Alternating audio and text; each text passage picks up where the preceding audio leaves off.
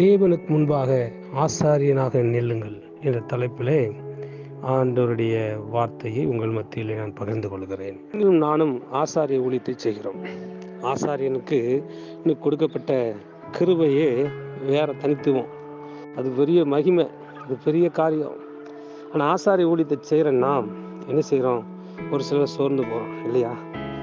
அன்றைக்கு ஆசாரியர்கள் கால்கள் பட்ட மாத்திரத்தில் யோர்தான் நதி பிரிந்து போயிற்று. நீங்கள் ஆசாரியாக இருக்கிறீங்க, இப்போ ஊருக்குள்ளே போய் சுவிசேஷம் சொல்லுங்கள், ஒரு வீட்டில் போய் சுவிசேஷம் சொல்லுங்கள். நீங்கள் ஆசாரிய ஊழியத்தை செய்கிற நீங்கள் போங்க, புறப்பட்டு போங்க, போய் சகல தாதியும் ஜீவசீசராக்குங்க. அவன் குடும்பத்தில் இருக்கிற பாவ சாபம் எல்லாவும் பிரிந்து கொண்டு அவனை விட்டு விலகி ஓடி போவதை நீங்கள் பார்ப்பீர்கள். இப்போ அதே ஆசாரிய ஊழியத்தை செய்கிற நீங்கள் இப்போ சபைக்குள்ளே வந்து சபையின் ஊழியத்தை செய்யுங்க. சபைக்கு வர்ற மக்களுக்கு இயேசுவின் அன்பை மற்றவங்களுக்கு சொல்லுங்கள். அங்கே மகிமை உங்கள் மேலே ஊற்றப்படும்.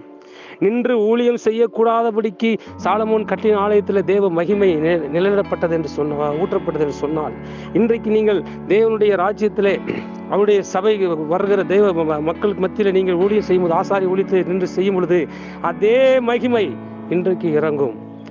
வெளியில போனா கர்த்தர் அவன் வாழ்க்கையை மாற்றுவார். எல்லாம் உங்களை கண்டு பயந்து பிரிந்து போகும். யோர்தானை போன்று இருக்கிற பிரச்சனைகள் அவன் வாழ்க்கையை விட்டு ஓடி போகும். இப்போ நீங்கள் அதே தேவ பிரசனத்தோடு பரிசுத்தாவின் ஒத்தாசையோடு இப்போ சபைக்குள்ள வந்து ஊழியம் செய்யுங்க. தேவ மகிமை சபைக்கு வருகிற ஒவ்வொருவர் மேலும் இறங்கும். கர்த்தர் தம் நாமத்தை மகிமைப்படுத்துவார், சபையை ஆசீர்வதிப்பார். அல்லேலூயா. ஆசாரியனுடைய உதடுகளிலே வார்த்தையை தேடுவார்கள். ஆசாரியனுக்கு ஒரு வஸ்திரத்தை ஆண்டவர் கொடுத்திருக்கிறார். ஆமா, வஸ்திரத்தில் நம்ம கவனமாக இருக்கணும். அதை நான் இன்னொரு நாள் தெளிவாக பேசுகிறேன். ஆசாரியன் புறப்பட்டு அவன் கால் பட்ட மாத்திரத்திலே யோர்தான் நதி பிரிந்ததில்ல.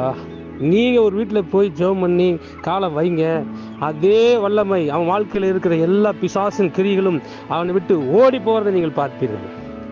அவனுக்குள்ளே இருக்கிற எல்லா விதமான அசுத்தங்களும் ஓடி போயிடும், பிரிஞ்சு போயிடும். எல்லாம் ஒன்றுமே இல்லாமல் அவனை என்ன செய்ய முடியும்? நீங்கள் அவங்களை சுத்திகரிக்க முடியும், அவர்களை ரட்சிப்புகள் நடத்த முடியும். அந்த மகிமையான அந்த ஆசாரித்துவத்தின் பட்டத்தை, அன்றைக்கு ஆரோனுக்கு வழங்கப்பட்ட பட்டம், இன்றைக்கு பிரதான ஆசாரியனாக இயேசு கிறிஸ்துவிடத்திலிருந்து நாம் கிருபையாய் பெற்றிருக்கிறோம். இந்த காலத்தில் நாம் மௌனமாக இருக்கக்கூடாது. உங்கள் காலுக்கு அவ்வளோ வல்லமை இருக்குது. நீங்கள் போங்க, ஜெபத்தோடு போங்க, தேவ வசனத்தோடு போங்க, காலை வைங்க.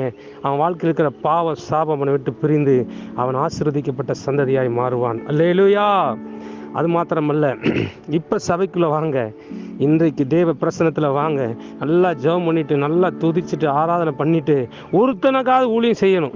இன்னைக்கு அதுதான் தேவன் எதிர்பார்க்க. இன்னைக்கு சபைக்கு ஆள் வரலங்க. ஆள் வந்த ஆளுக்கு நம்ம ஊழியம் செய்வோம். ஒன்று 10 ஆக்குவார், 10 100 ஆக்குவார், 100 1000 ஆக்குவார், 1000 10,000 ஆக்குவார், 10,000 லட்சம் ஆக்க அவரால் முடியும். ஒருத்தருக்கு நாம் உண்மையும் உத்தமும் பரிசுத்தமாய் ஊழியம் செய்கிறோமா? அதை செய்வோம். நிச்சயமாக தேவன் உங்களை உயர்த்துவார். ஒருத்தர் தான் வர்றாங்க, நான் சபைக்கு போக மாட்டேன் அப்படிலாம் நினைக்காதீங்க.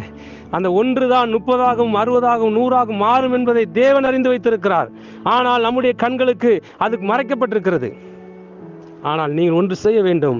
அந்த ஒரு நபருக்கு நீங்கள் உண்மையாக தேவனுடைய சத்தியத்தை சொல்லுங்க, தேவனுடைய வார்த்தையை பிரசங்கிங்க.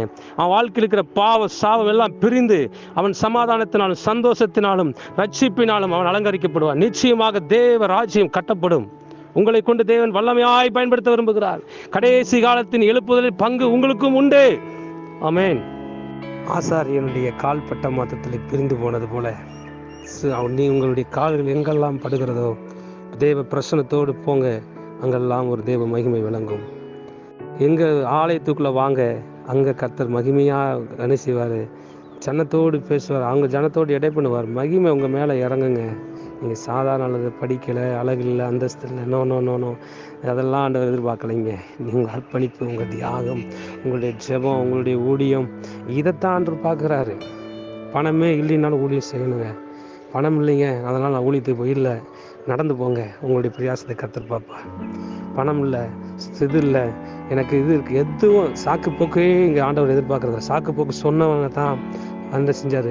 6 லட்சம் குடும்பத்துக்கு தலைவனாக மேய்ப்பனாக ஏற்படுத்தினார். என்ன, அதே மாதிரி நாம் சாக்கு போக்கு சொல்லக்கூடாது. உற்சாகமாக போகணும், உற்சாகமாக ஊழியம் செய்யணும், உற்சாகமாக ஆண்டவருக்கு நம்ம என்ன செய்யணும்? ஆத்துமாக்கள் ஆதாயம் பண்ணணும். கொஞ்ச காலம்தான் அவன் பாருங்க, கொஞ்ச காலம் இருக்குன்னு அறிந்து தீவிரமாக செயல்படுறான். ஆனால் அவனை மேற்கொள்ளக்கூடிய ஆயுதம் நமக்குள்ளே இருக்குது. இயேசு என்கிற உண்மை, அந்த நாமம், அந்த நாமத்தை கொண்டு நாம் ஆத்துமாக்களை நாம் கொள்ளையிட போகிறோம். ஒரு உற்சாகமான மனநிலையோடு ஆண்டவர் உங்களுக்கு தருவாராக, கிருபை தருவாராக. இன்னும் உற்சாகம் ஊழியம் செய்யுங்க. நீங்கள் ஒரு ஆசாரியத்துவத்தின் ஊழியத்தை செய்கிறதை என்று நினைத்து கொள்ளுங்கள். உங்களால் மாத்திரம்தான் அவனுடைய வாழ்க்கையில் இருக்கிற பாவ சாபம் எல்லா விதமான கட்டுகளிலிருந்து விடுதலையாக்குவதற்கு அவனை ஆசீர்வதிக்கிற ஒரு பாத்திரமாக தேவன் உங்களை வைத்திருக்கிறார். உற்சாகமாக ஊழியம் செய்வோம், உற்சாகமாக சபையை நடத்துவோம், உற்சாகமாக காணப்படுவோம். யாருக்கும் பயப்படக்கூடாது. தேவன் உங்களுக்கு இன்றைக்கு தம்முடைய அளவில்லாத அபிஷேகத்தை உங்கள் மேல் வைப்பாராக. ஆமென்.